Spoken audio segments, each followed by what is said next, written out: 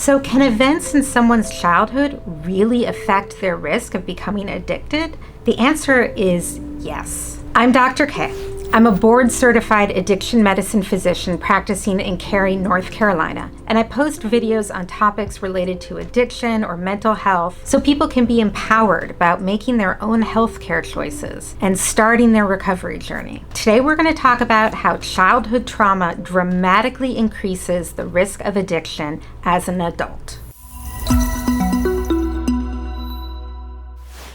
So let's talk about actually what happens in the brain with childhood trauma.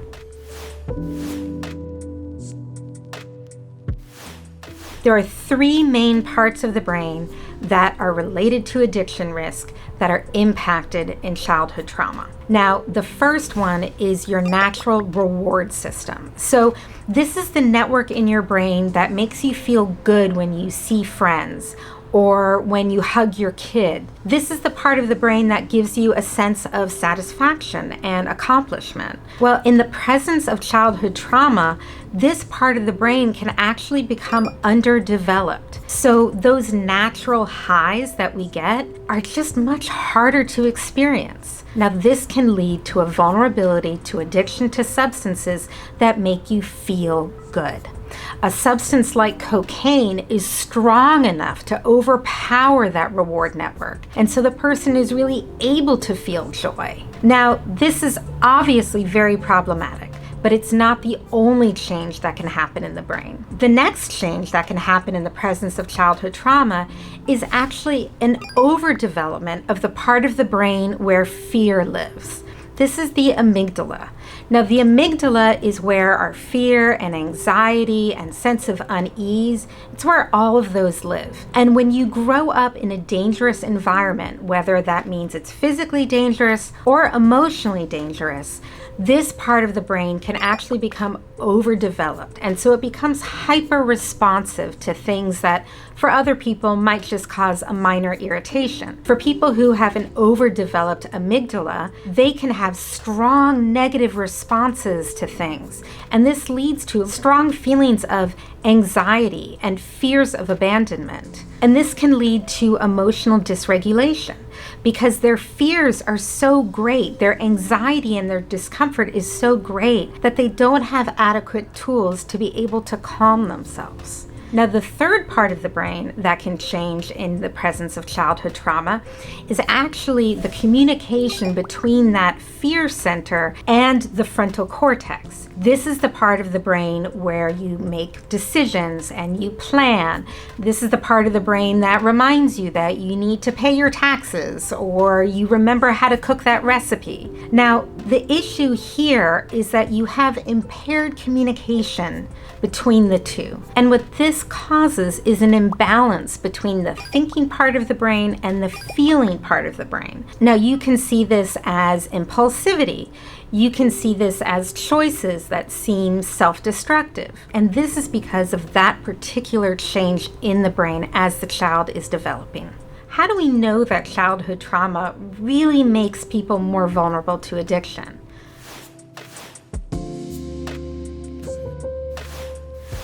Well, one of the main sources that we have is actually the ACE study. So this is a very large population study that came out in the 1990s, and it looked at adverse childhood events and compared people's ACE scores to developments later in life in mental health, in addiction, and even in physical health. Now, I'll link to a full ACE questionnaire below, but the important thing to understand is that this questionnaire doesn't cover all potentially traumatic events, but they cover a lot of the really big ones. These are questions about physical or sexual abuse, emotional neglect, whether there was severe mental illness in your household, whether you had access to medical care and felt that if you got sick, somebody would actually take care of you, whether you were separated from your family, and even whether you had clean clothing and food to eat. Now, 60% of the US population had at least one ACE score, that is, one adverse childhood event as defined by this study. 16% had 4 or more, and your ACE score is actually related to the severity of things later in life. For example, if you said yes to any of the questions in the ACE survey, you are more than 4 times likely to develop an addiction than somebody who said no to all questions. Now, for those who answer yes to 5 or more of the items, their risk of developing addiction is actually 7 to 10 times higher than somebody who answered no to all of these questions. Now, while a yes to just one of the questions on the ACE survey puts you at greater than 4 times the risk of developing addiction, if you are a woman, your risk is actually higher. Women who have at least one adverse childhood event, as defined by this survey, are nearly 6 times more likely to develop alcohol use disorder or alcoholism. Now, it may surprise you that your ACE score predicts a lot more than just your risk of addiction. It predicts your risk of mental illness. It predicts your risk of diseases such as cardiovascular disease or diabetes. It also predicts dysfunction of your immune system. And again, the severity of these disorders is directly related to the extent of childhood trauma that the person experienced. Does that mean that everybody who had childhood trauma is going to become an alcoholic or get addicted to their prescription painkillers? Well, no, it doesn't. There are protective factors that decrease the impact that the childhood trauma has on future outcomes as an adult. So, for example, having an adult in your life that really cares about you, an adult that when you were a child you felt safe with, is a huge protective factor. Sometimes that can be a grandparent or a teacher or a different relative. Having access to education and quality health care during childhood can also be a protective factor. Involvement in a mentoring program like Big Brothers or Big Sisters can have a huge protective effect. So there are plenty of people who had severe childhood trauma who were also fortunate enough to have protective factors that decrease the impact of that childhood trauma on their mental and physical health as an adult. Now, what if you're already an adult and you've had this childhood trauma? What can you do to protect yourself?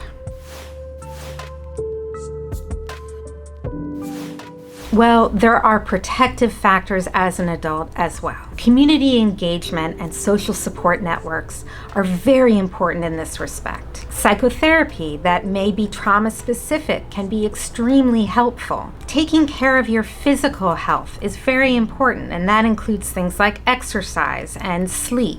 And of course, avoiding addictive substances is also a huge protective factor. Now, the earlier you get those interventions, the better the outcome will be. This is part of the reason why it's so important to care about the mental health of our high schoolers and young adults. This is why mentoring programs like Big Brother or Big Sister can make a profound impact on somebody's life. Now, I don't want you to think that your life is predestined if you had a traumatic childhood. It's important to remember that you can do things that will decrease your risk and improve your mental and physical health. And if you are struggling with addiction and you have a history of childhood trauma, I hope that the information in this video can help reduce some of the shame that you carry with you and that internalized stigma. I hope that this can encourage you to reach out for help, because help is out there and you're not alone and you're worth it.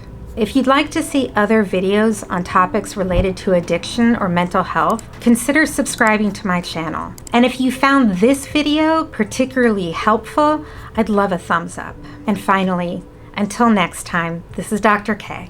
Be well.